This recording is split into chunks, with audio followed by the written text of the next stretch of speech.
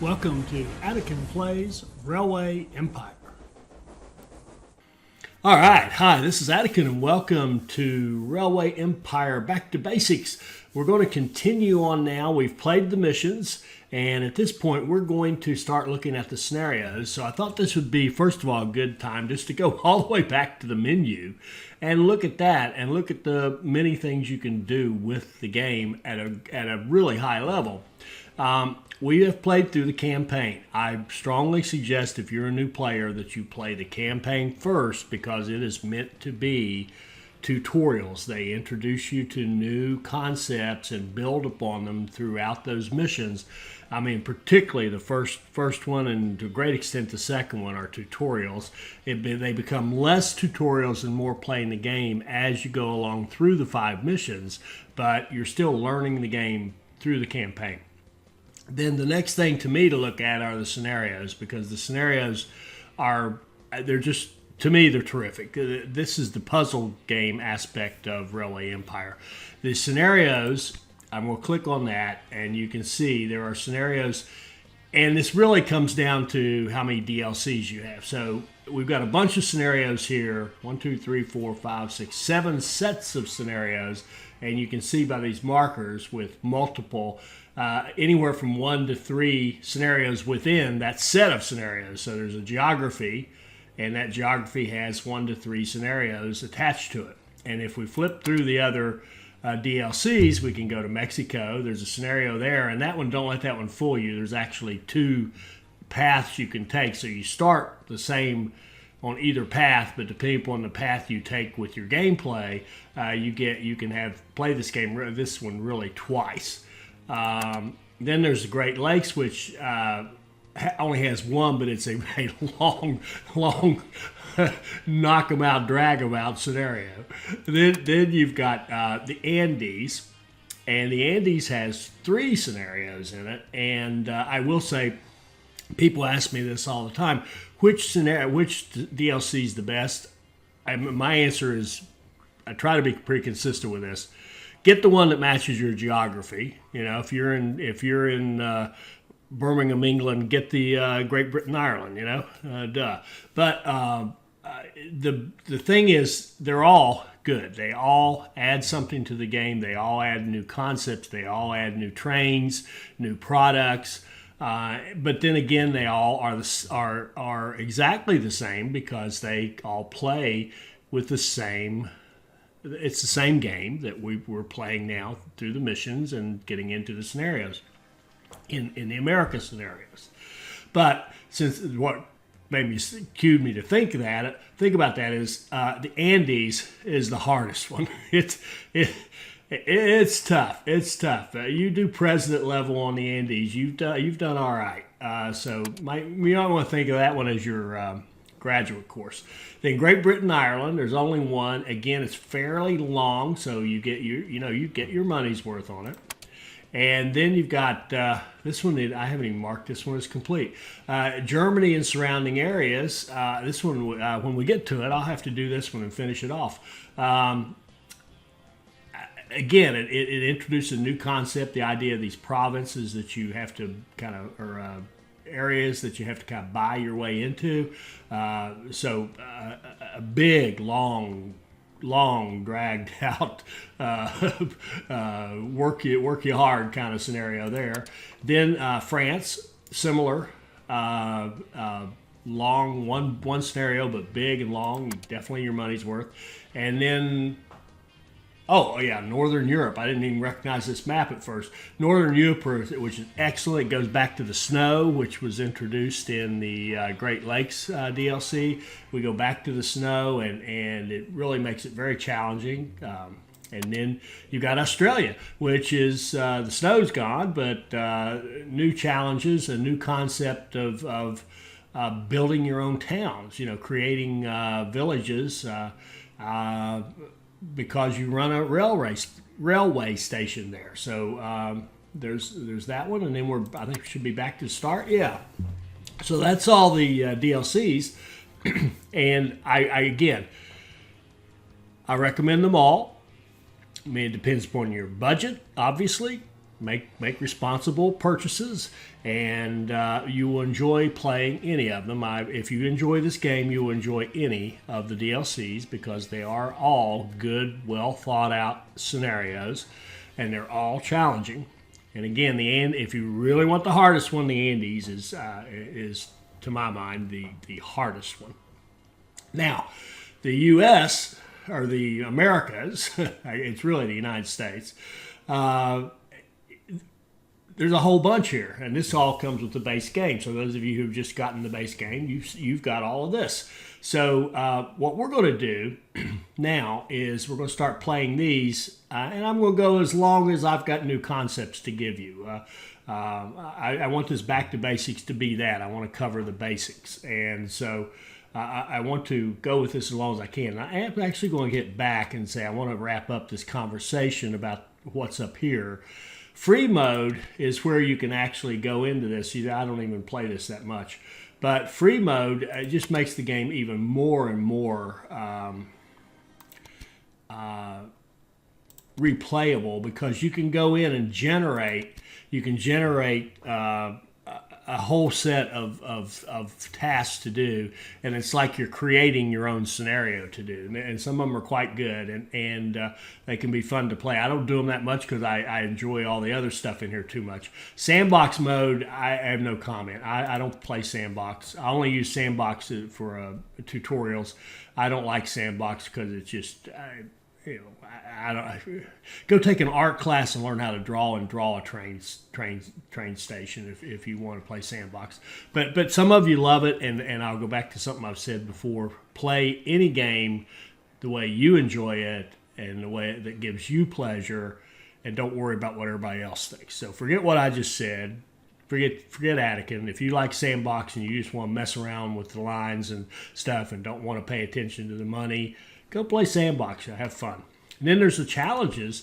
They come up with these new challenges. I haven't done much with them, but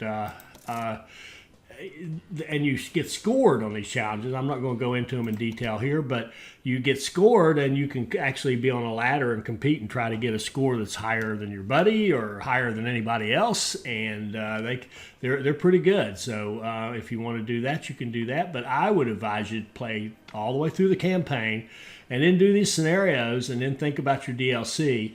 And what you could do, of course, if your budget's tight, play the scenarios, and then go do the challenges or free mode. You don't have to even worry about the DLCs. You could play many hundreds of hours of this game without ever having to worry about a DLC. And if you want the DLC, go for it. All right, so now, after all that, let's start. What I want to do here is go to the scenarios, and I want to, we can see an example here. In the East, there are actually 3 scenarios. One called Metropolis, which is rated medium difficulty, set in 1830. There's one set in 1850 called the Commodore, which is considered hard. And then there's one set in 1890 called Hunger for Raw Materials, which is also considered hard. So we're going to go to the medium one, Metropolis. I will say, first of all, it's marked as medium, and reading Steam comments and stuff, a lot of people struggle with this one. So it's not that easy. All right, so what we're going to do here is go into this one, and now we've got a whole new thing to talk about once we get into this. Yet more. I'm going to set the AI level to very hard. So our AI is going to be, they're going to get more initial funds, which means they can build faster. Their building costs are less so that they can build more, faster, cheaper. And it's just a way of giving the AI the opportunity to compete with you a little bit and to make it more challenging for us as a player. I'll make one comment about the AI. I see comments where people are just going, oh my God, I start playing and the AI buys me out. Well, I don't mean to be mean, but that means you kind of suck. You need to get your act together about how to play. You need to learn the basics of how to make money and how to build a line and how to build an early engine. And if you do that, you won't suck anymore. You'll be good. You'll become a good player. Anybody can play this game well if they just put a little time into it. But it's not a game where you just jump in there and start clicking buttons and suddenly it's just giving you stuff. You've got to earn it. You've got to learn how to play, and you've got to play reasonably well. But if you do, the AI level very hard is no problem. It is no problem. In fact, honestly, once you become a better player, you'll wish that the AI was a little more competitive, because they really don't. They bug you, and that's about it. They're a nuisance at best. So I guess my advice for you on this game is don't suck, get good. And you can do that. You absolutely can do that. I truly, if you're watching this video, that means you kind of care about the game, because I'm not that entertaining. I don't try to show you how stupid I am, or how many goofs I can make, or just do preposterous things with the game. I try to show you how to play the game really well. That means I'm a little boring. So if you're willing to put up with a little boring, that means you want to do well. So I'm assuming you don't want to suck at this game. You want to get good at it. So set that AI up to very hard and kick its butt. That's what I'm telling you to do. Okay, so that's what we're going to do. There are other things you can set here. That game level, I don't even know if they use that anymore. I will note the rail network. This is another one of those basic things. You can set it to normal, and that means it's really not normal. It's ridiculous, but normal means the trains can pass through each other, right? So a train going east and a train going west can just pass right through each other. So you don't even have to think about your side tracks or double tracking or setting signals properly or anything. They just run. And you'll see the AI sometimes running like that, and everybody will say, "Oh, he's got such an unfair advantage." Well, again, don't suck at the game, and the advantage he has will not matter. It will not matter. So you've got normal, where now normal means that our trains can pass through each other and their trains can pass through each other, so we can just slap the track down any way we want to. Don't play like that. That's horrid. You can, though. Again, I'll go back to what I said. If that's what you enjoy, go for it. Now, normal AI, the AI only uses the regular track network, but has to pay more. Under certain circumstances, it may become easier to create tracks for them. I don't know what in the world that means. The AI will build regular track with switches and double track, and the trains don't go through each other. And it looks like they cheat occasionally if they have to, if it's too complex for the AI to figure out what to do. That's the best I can do on that. I don't ever use that. I don't use any of them except realistic, because realistic is your system looks the same. Now, what you could do, though, I will say this.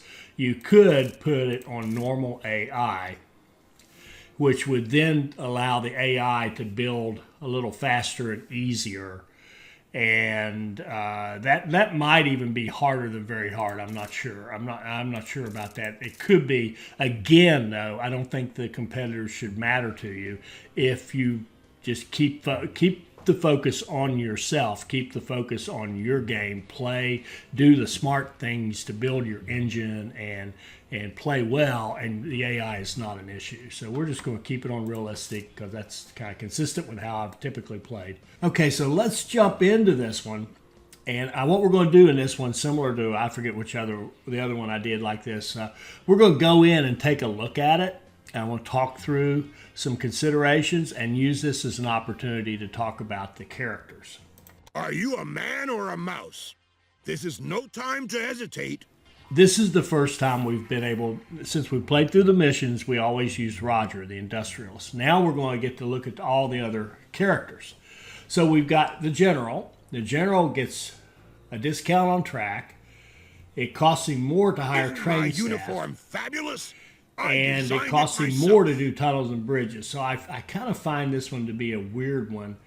Because in a way, this one tends to negate this one a little bit. Now, not totally. I mean, you avoid tunnels and bridges, of course, and if you're designing good systems, you do that anyway.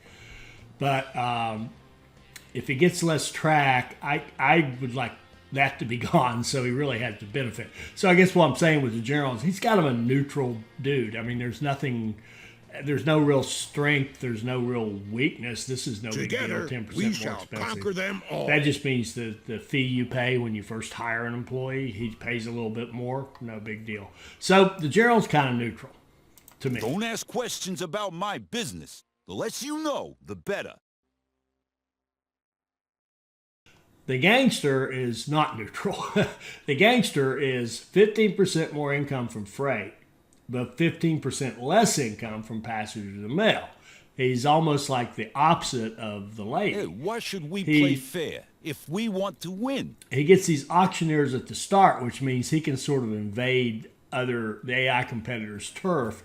Auctioneers will start up an auction on a piece of property, even if it's owned by an AI competitor. So then you can see if you can outbid them and take away their property. Hey, I don't find that to be that useful. If one of you has a good tactic for using that, then please let me know. But I don't find that I don't find it as anything, to tell you the truth.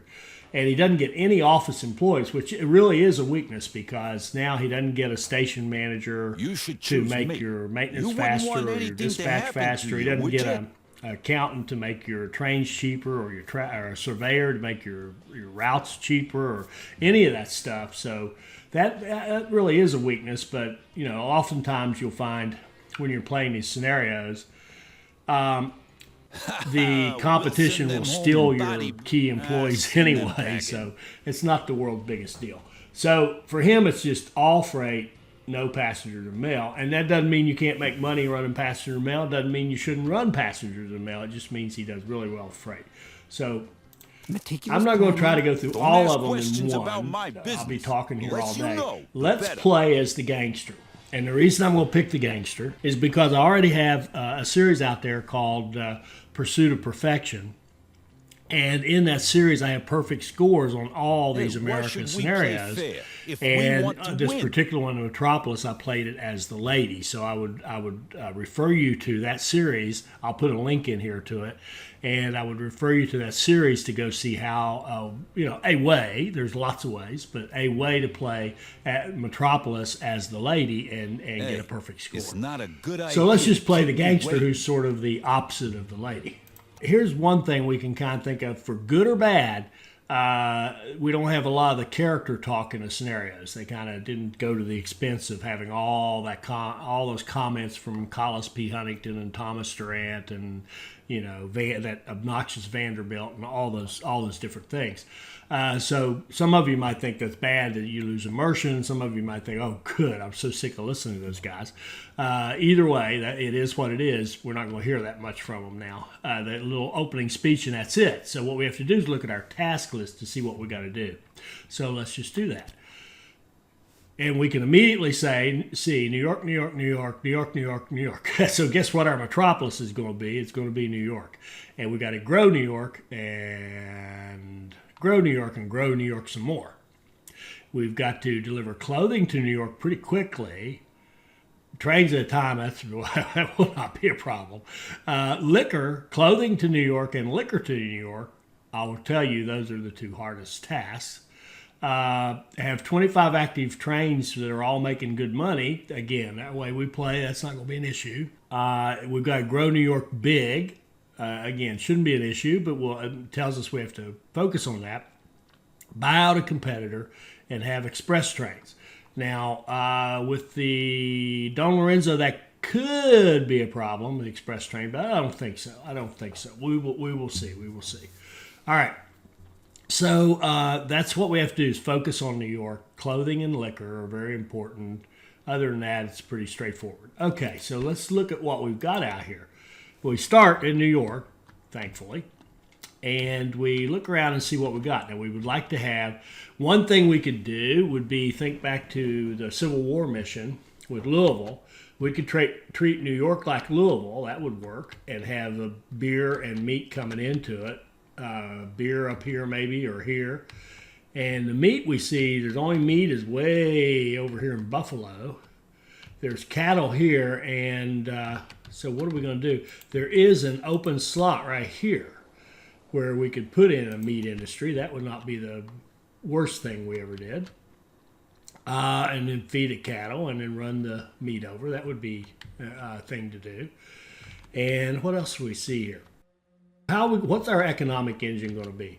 Well, I want to give you kind of a different economic engine here. What I want to do here is take that 15% bonus on freight revenue that Don Lorenzo gets, the gangster, and we're going to highly leverage that right off the bat. And this is going to lead us into yet another concept. So I apologize to those of you who maybe get a little bored when I talk so much, but there's a lot to talk about. And this particular move to this scenario is opening up a lot of things for discussion. So first one is, let's talk about strategy for Don Lorenzo, where we're going to say, okay, here's New York. Now, what we could say, we could look at New York and look at their demands, right? They are getting a little grain over land. They're even getting some corn over land. They're getting some wood over land. So we could, and they're not getting sugar. It's too far away. It's way over near Buffalo, I can tell you. They're not getting milk, even though it's just out of range, I guess. Veggies they're not getting, although they're close by. Fruit they are getting over land, obviously. And of course they have their own lumber, because if we look inside New York, they have a sawmill and a furniture industry. Now these are complementary industries. The furniture needs the lumber. The sawmill creates the lumber. So the sawmill needs the logs. So if the sawmill gets the logs from here, it can create the lumber, which then feeds the furniture. So both those industries just need that right there. So that's a nice setup as far as, profitable industries or whatever. But there's something to even say about that in a minute. How are we going to make some early money? Here's what we're going to do. We're going to, well, first I'm going to knock this down because I don't love where it's located. Well, you know what? I did that, and I'm looking at it and rethinking. That might not have been that bad a place. But anyway, here's what we're going to do. We are going to run nearby freight into New York so that we're getting paid for delivering it. So we're going to pick up 1, 2, 3, 4, 5, 6 goods that New York needs right away, and start running those in. Now, here's the other concept I wanted to talk about. How do we get paid?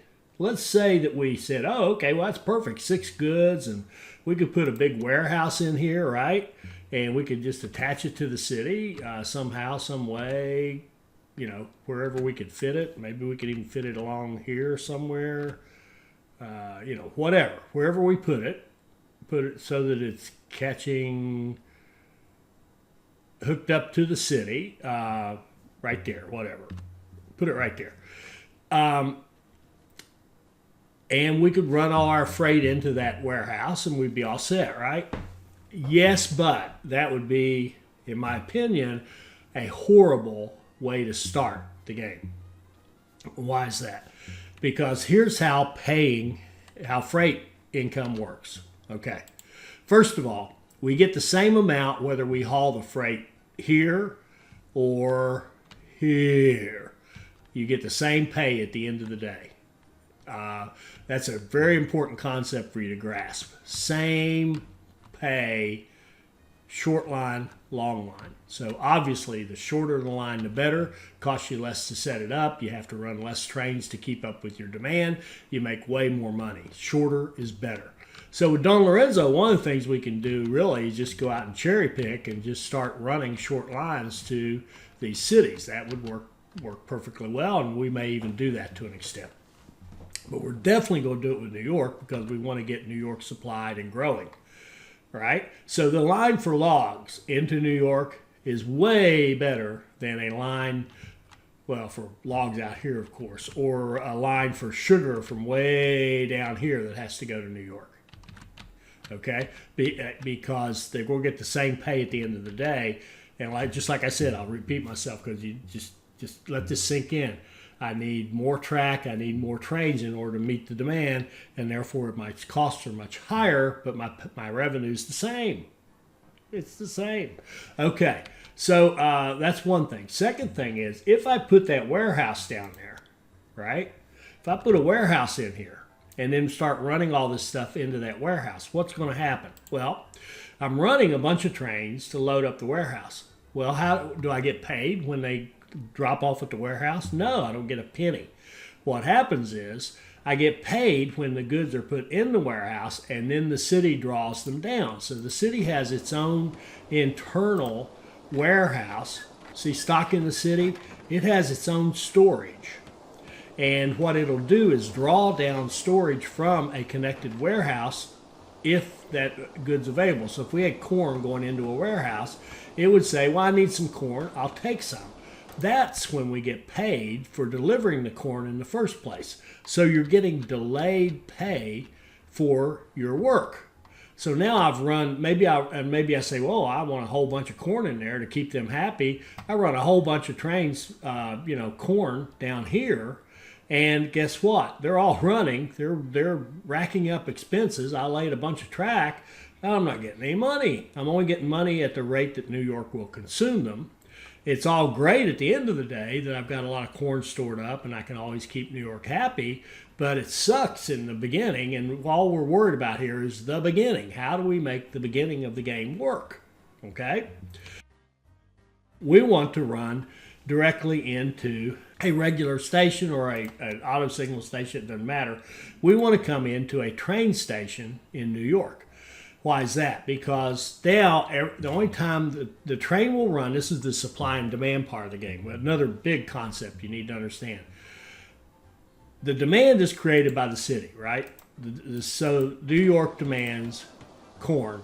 They want weekly demand. They want one per week, one boxcar of corn per week, one every 7 days. That's the demand for corn in New York right now, and it'll grow and it'll become bigger. But it wants one. Okay, so that means that it's just going to kind of draw down from that warehouse we loaded up at a rate. It'll start filling its warehouse, its internal warehouse. But when that warehouse gets full internally, then we're not going to see money for a while. That's why I say we're going to use a strategy early where we ship directly into a city station. What will happen now, if we're running a train into a station, the train will be here and it won't run until it perceives a need for more corn in New York. So we can set up a line with the right number of trains on it to match the demand down here. That way we're not running extra trains we don't need and getting that expense early. And so we can match our demand to our supply. The trains will run whenever there's an opening, if you will, for a full load of corn to come down here. And that way we'll be efficiently running the trains when they're needed, not running them and filling up a warehouse for no reason with a bunch of goods that are going to sit there for a long, long time. And that'll give us less trains running. And the big deal, they will get paid as soon as they come to the station. As soon as they get there, boom, we get money for it. So our income up front is going to be higher by running directly into a station. So we're going to run directly into a station, at least to start. And we're going to cherry pick all the goods we can around here, feed them to New York because we need to get New York turned around. Their demand sat is almost down to the point where they're diminishing. See, there, it just turned, it just flipped. See, it hit 39, now we're losing ground. We are losing people in New York, and we've got a goal to, remember, we've got a goal to grow New York right off the bat, right? And look at that, 1832, it's 1830, so somewhere in the middle of 1831, we have to be done with that task in order to stay on a perfect score, which is the only acceptable score to me. And it should be for you too, eventually, as you get better in the game. That's going to be our opening strategy. Then after that, we've got to figure out where we're going to get beer and meat, because that's the first two goods they need. And we look here, Albany's a great source for the beer. The meat is a problem. Like I said, we could put meat here and run a line in and then run Baltimore. That I can tell you that particular track right there is very expensive because of the big bridge here, big bridge here. And New York is clumsy to get into, by the way, because the bridges are tough. All right, I think I've talked enough. My voice is just about worn out. I'm sure you're sick of listening to me. So thanks for hanging in there through all that. But I think those are important concepts. You need to understand supply and demand. You have to have demand before a train's going to run. And by the way, with your warehouse, when you connect a warehouse, you're actually creating demand, because if I have a warehouse here and it says load 90 corn in this warehouse, then these trains will run. I've created sort of an artificial demand to allow these trains to run, and I could run a whole bunch of trains with corn down here, but as we've seen and talked about, it's just going to sit there until New York can use it. And we want to avoid that up front because, again, we're trying to find a way to get as much money flowing as fast as we can. So let's just start. Let's jump into that. So what I'm going to do is I'm going to go back out. I'm going to restart so that I don't lose all this time that I spent talking, and we can just start playing. The railroad is a magnificent invention here that will revolutionize all of our lives. Journeys that used to take days now only take hours. That's why I'm convinced that the railroad can also help to better connect our industrial centers on the East Coast with the settlements inland. Take care of that. Okay, so we're going to switch over. We're going to get rid of that station we started with, switch over to auto signals. Why auto signals? Because they can handle volume so much more so than a regular normal station. And I'm not worried about getting express lines, so I'm not worried that these lines are all going to commingle and cost me express lines. By the way, that's the reason I use normal stations a lot of times, is to make sure I get express lines on passenger mail and stuff like that. Now, we do need 5 express lines, but we'll worry about that in a minute. Let's grab the closest thing we can get that's going to pay us. Now, you might think, well, they're already getting the logs. That's true. That is a true statement. But we're not making any money on it. Right now, what we're worried about is our economic engine. We need money. So we're going to double track into that, like so.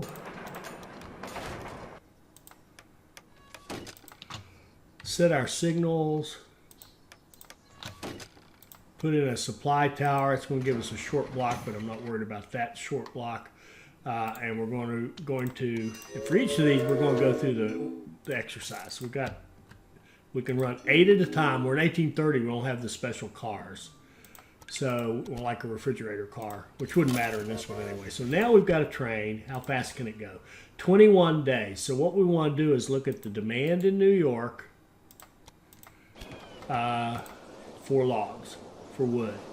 2.6. Let's move that up to 3.6 and round it to 4 for growth and for math sake. So they want 4 every 7. We can do it in 21. So they need 12 in 21. That would be 2 trains worth. So if we run 2 trains in there, we can keep up with the demand in New York and account for a little bit of growth. What's the easiest next one to run in? Now we could run, this is interesting. We've got 3 over here to pick up. We've got 3 over here to pick up. I think we're gonna have to go this way. I was thinking about, could we come over here and come in where it's a little bit easier, but no. Let's run that grain in, and then we'll piggyback off that. So let's run grain into New York. Kind of go around those big slopes. We're going to need a bridge for sure. We could make it a lot cheaper. Now, some of you asked me about the inclination, the slope. I don't worry about the slope too much, but the one time you do have to watch is right here in 1830. Before we have any research done, we're running grasshoppers. They're pathetic. They struggle with full loads on slope. I sort of kind of ignore them even at that, but we do have to be more cognizant of getting the slope down as best we can. Let's see what.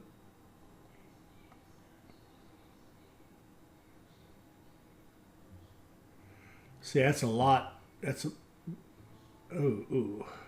It's a more expensive line, but it's much flatter even with that big bridge, I think we're going to bite the bullet and pay that, because we're going to have all these things coming across there, and I want to run them full. I don't want to run half loads. And yeah, it's probably a good investment in this case with those crap trains. If we have better trains, you know, I probably would be inclined to have a shorter bridge, more incline, and let the train deal with it. But the Grasshopper, it's not a good train. So, you know, it is what it is. It's one of the first trains.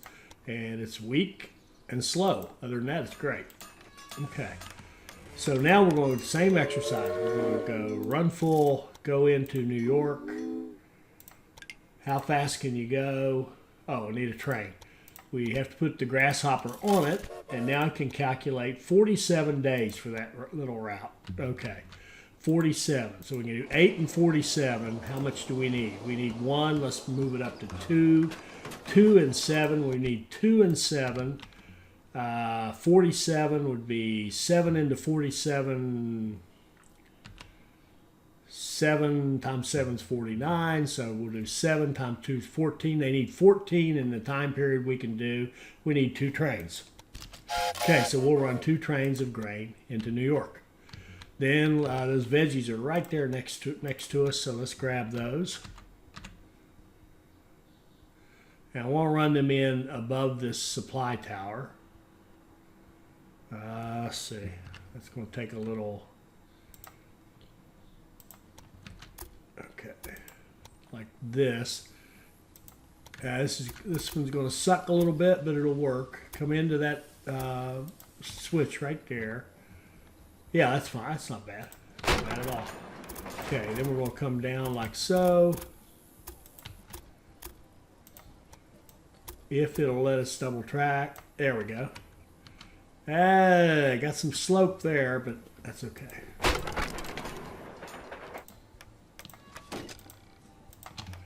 Okay, now we want to run veggies. So we've got full trains into New York, veggies. And we're going to add a locomotive. How fast can you go? 46 days. How many veggies do you need? You need a half. So let's double it to 1. 1 and 7. 7 into 46 would be like 7 times 7 is 49 again. So 7 times 1 is 7. They need 7 in that time period, so 1 train will do nicely. Okay, let's run milk. Do they need milk? I think they do. Yes, they need a half a milk, so let's double that and make it 1. They're going to grow into 1. So let's plan for 1 milk every 7 days. And let's run our line in like this. And it can hook in, where? It can hook in right there.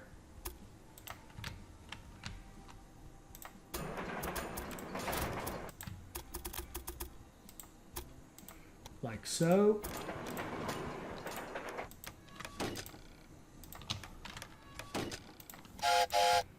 And we'll run full. Sorry, yeah, full into New York. And how fast can it go? 52 days. And we decided we needed 1 and 7. 7 into 52 is really 8.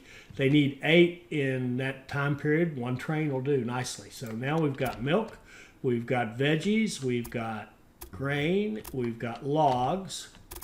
How busy are we here? See, we're only up to 42% busy.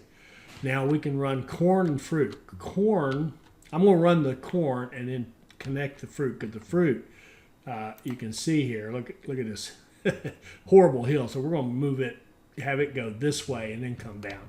So let's do the corn line first. And it's more fundamental anyway. Got to have that corn. Okay, we're going to go corn. Like so.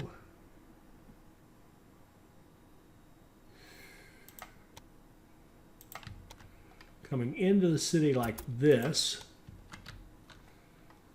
And ouch, what do we do about Ooh, 14-degree slope. Are you kidding? Why would you have 14-degree slope there? I find that a little weird. Let's pick up that supply tower down there. That actually cleans the line up a little bit. 4 degrees. Now we've got 5 degrees here. The question is, can we get rid of that bridge, save some money, and still have reasonable slope? So I can drive it into the earth to here, which knocks it down to, actually improves it. Now I can save a lot of money. 5-degree slope is not that bad. And it's actually going downhill, so it's full going down and empty going back. So that's actually a pretty good line for 162. We'll take that. Now we're broke. Let's go get some more money. I'm going to open 2 bonds. Get all the money I can because I know I'm going to spend it as fast as I can. I don't want to go back there. I don't want to mess with it. So here we go. We're going to come up. We're going to anchor on this side. Go all the way up here. Double track this. Set our signals because we have junctions at both ends. We're going to put in a supply tower. Well, does it need another one? It's got one down here. I think we probably could use a second one. We'll give it one there. And we're going to run corn in. And the corn, we're going to say, okay, you take a full load of corn down there. Run the grasshopper. Now, how fast can you go? 75 days. Now, how much corn do they need? They need 1. We'll double it to 2. They need 2 and 7. 7 into 75 is 11 times 2 is 22. We need 3 trains of corn. 1, 2, 3. Okay. So we've got corn going in there. I think they need fruit, don't they? Fruit. Yes, a half. Let's double it to 1. 1 fruit. 1 every 7 for fruit. And the fruit, we're going, as I said, we're going to run it kind of backwards a little bit to hook into this system over here. And come down and connect where? Right there looks reasonable. That slope is on the way down full, so that's fine. Anchor. Uh-oh. Uh-oh. Look at that. There's no cone here. It doesn't like that intersection. Interesting. Let's try it back here.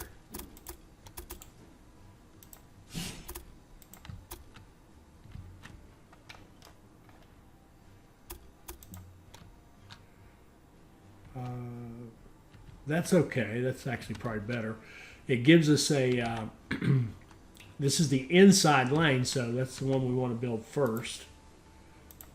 Because we know if you can make that turn on the inside, you can make it on the outside. There we got a cone. There we go.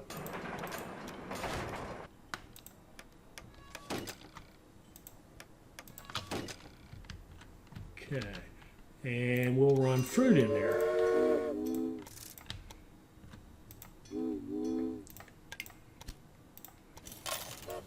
And the fruit takes 65 days. I think, did we say 1 for the fruit? I don't remember. 1 every 7, so 9 times 7 is 63. Let's just say, well, 9 or it doesn't matter. We need 2 in order to keep up. So we're going to put 2 trains on that. And now we've got corn, fruit, logs, grain, milk, and veggies going into New York. And New York is still declining. Pathetic. Okay. Now, let's start fixing that. They need beer and they need meat. That's their problems right now. We can definitely give them beer from Albany. How busy is the station? 60. Oh, it's okay. It's not that bad. We can do Albany like this. And just hook them into that track we already have.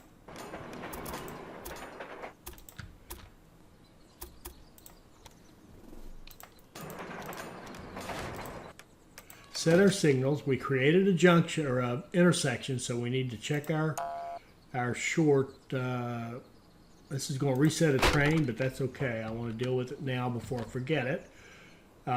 When you get rid of one of these signals, if a train is using that signal, the train's going to get reset and go back where it started and load all over. So we probably jumped a fruit train all the way back. That's my guess. It could have been a corn, whichever, doesn't matter. So now we're going to go and we're going to say, okay, well now we can run just an automatic line. So, and run it into New York like so. And now I'm going to pause this one, and what we're going to say is, and notice that if you saw that, it loaded up beer. So what it'll do as a reminder, it'll load up the manufactured goods in one city that the target city needs first, and then it'll top off with passengers and mail. So that'll be nice full trains as well. So we're running a lot of full trains that are going to run down to New York, and they're going to carry beer. So how many of those do we run? We could run a bunch and count on the passengers, but I think we're going to be very freight focused here. We're going to look at this and say, how much beer do you need? You need 1. Let's double it to 2. Let's plan on 2 to start with here. So we need 2. How fast can this train run? 45 days. So we need 2 and 7, 45. 7 times 7 is 49. 7 times 2 is 14. We need a couple of these trains. So if we have 2 trains running, it can keep up with the beer demand, plus it'll give us a little extra revenue. And we can come back later and add to that load if we want to. Now let's just see how we're doing. We're at 81% here. Okay, so we're not, if we get up around 100, we want to definitely expand that station and give ourselves 4 tracks. That's another beauty of these auto signal, is the way you do the expand so easily. They're easy to grow. So it's a good choice here. But notice I didn't choose it here because I just don't need to spend that money, and I don't even need that functionality, frankly. Now, to get that beer to continue to flow, they're going to have grain, right? We're going to have to get grain that runs back to Albany.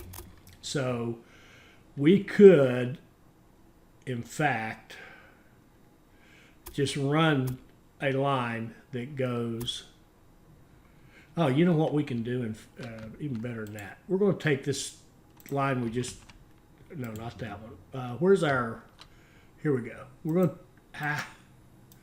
going to take these trains, and we're going to say, okay, take your beer down there to New York.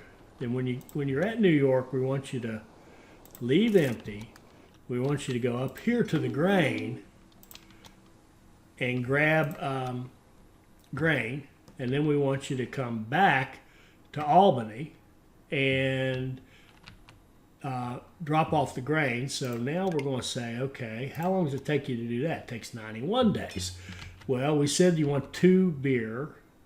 So 2 beer would be, 7 into 91 would be, let's call it 11 times 77. 11 times 2 is 22. So we need more trains, right? So I'm going to edit that line. I'm going to copy it. I'm going to go to the next one in that one, and we'll give that to that one and accept that. And then we're going to run a couple more of these. It won't hurt us because that can get passengers and mail anyway. So now what we've done is we've got trains that are going to come here, drop off beer, go here, get grain, come back here, bring the grain to Albany, and then bring beer back and just keep doing that run. So that should keep Albany in grain enough to make enough beer to get down here to New York. So we've got 6 raw materials plus beer going into New York. And notice it's not diminishing anymore, it's neutral, but it's not over the hump yet. We still don't have meat, and we really, really, really need meat. And our best bet, again, is Baltimore with a meat industry connected into this system, delivering into New York, and then the cattle coming over. And if we look at flow of goods, you notice that this cattle's not going anywhere. But if we had a meat industry here, it would get some overland. It would get some cattle that way. But of course, we're not going to let it stick with that. Now, what else can we do here to fuel our early economy and get things going? Well, one thing we could do is Ooh. Ooh,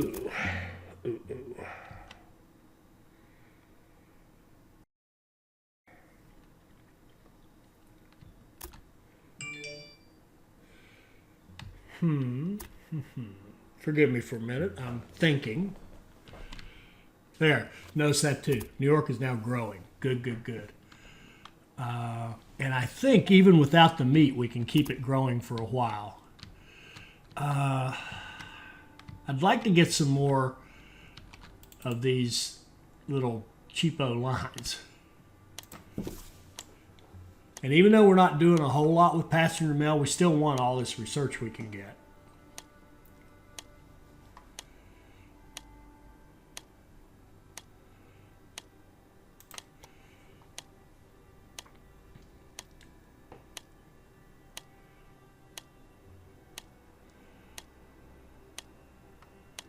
Okay, we got that. More freight revenue, absolutely. We're a freight-heavy company. Employees, yeah, we'll take those employees. What else we got? A market crier. An analyst. Oh, shoot. An analyst. Now, our analyst, yeah, we do have the ability to buy and sell. We could make some money on an analyst. What's he going to cost us? 21. We don't have enough cash to actually mess with it. We could make a little bit of money. It's going to cost us 21 to get him. We could probably turn maybe 30 grand out of this. We barely make a profit. If we had more cash, or if it was really wanted to punish myself, I would just delete everything, use the analyst to get some money, and then put it all back. I'm certainly not going to do that. So we'll just pass on the analyst. Now, how can we make some more money?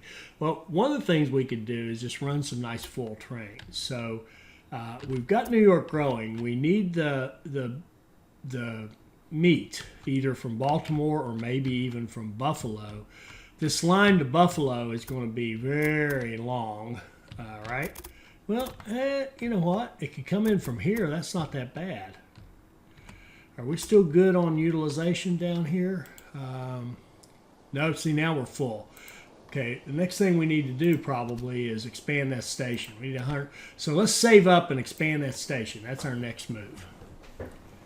You don't see a lot of traffic here right now, but it's going to get worse and worse. And let's expand that station. How are we looking here? See, we're growing, but not. Here's the other thing we need to watch. We've hit 60,000, which means we can now put in a museum and really keep the city growing because it gives us 10% demand satisfaction. That's going to really help us. So the next thing we need to do is put in a museum. Our priorities just changed. We're going to put in a museum. We'll get it as far out of the way as we can, leaving us room to work in here for another station or whatever. So now our next priority is to upgrade this station. But look at New York now. See, now it's the demand sat's going up, and because this is giving us 10%. So if we can keep it at 51 now, we can grow. Otherwise, not counting the museum, we just need 51 in order to keep growing, because the museum would put us at 61. So now this is good. So the museum's helping us, and we'll just wait until we have some money, and we will put in an expanded station. More passengers, that doesn't matter as much. This is passengers. I'm looking for, here's more freight revenue. Yeah, let's work our way out there. Okay.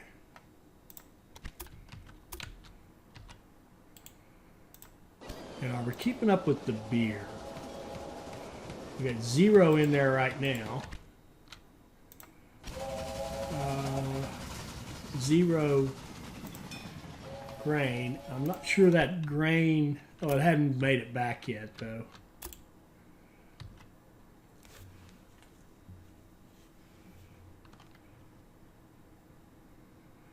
Yeah, this is kind of slow with these slow trains. I'm not sure about that whole grain thing.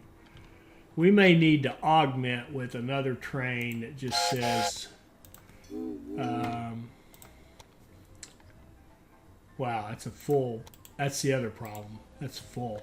But it really isn't. That's deceiving. It says it's 124%, 123%, but there's one train waiting. Okay, now I do see our other problem. Our other problem is I've got the line running, the New York line, Collins Estate to New York. We're telling it to run full, so it could hold everything up. So I'm going to actually have it run, not demand. It just take whatever's there that's needed at that point in time, and we're going to copy that line. And we're going to paste it to the other one. And that way they clear out so that the Albany trains can get up there and get their load as well. The other problem no, he's all right. There is grain there to be picked up, so we're good. Okay. Oh, our money has picked up. Good. Let's expand that puppy.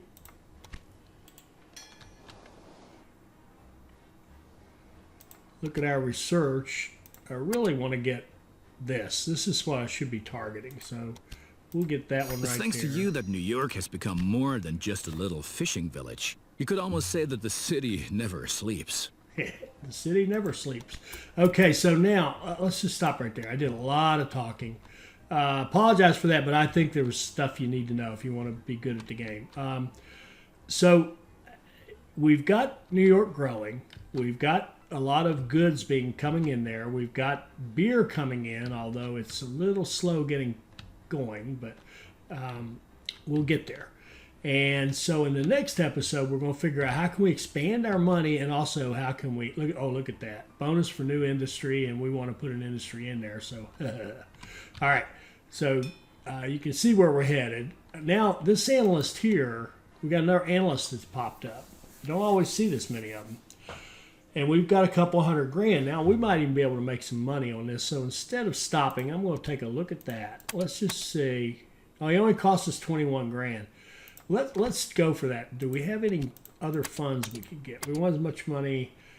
By the time we paid that off, the analyst might be gone. So let's just go ahead and bite the bullet right now. What we're going to do is buy as many shares as we can of Trisha. So how many is that? Whoops. We can buy 240. That would leave us with enough money to buy an analyst. So then we're going to go over here and grab the analyst and say go to Trisha and increase her share price. And we'll let it run for a few seconds. Then we'll go over here to Trisha and say sell all those for $355. So there, we made about $110,000 on that transaction. So that helped us get some cash, much needed cash, because now we can say, okay, there's a bonus for an industry. I'm going to first put in a train station just to define where it might be. Now in Baltimore, I think it's a really good practice to bump it back here as far as you can, so that you have some space here before you get to these bridges that you have to build. And we're going to put in a meat industry in Baltimore, up here, out of the way. There, we got a bonus, so it didn't cost us as much. So now we have a meat industry in Baltimore. And let's check our flow of goods and see if that switches. See if that changes. It still hasn't changed, but we don't. It kind of doesn't matter because we're gonna run cattle over there into Baltimore, and we're going to run a line from Baltimore to New York. And if you'll notice too, Baltimore has our clothing, and that's the next task we have to do is get clothing into New York. Now, how busy are we here now? We are at, oh, okay. See, we have, that station's done. We've maxed that puppy out.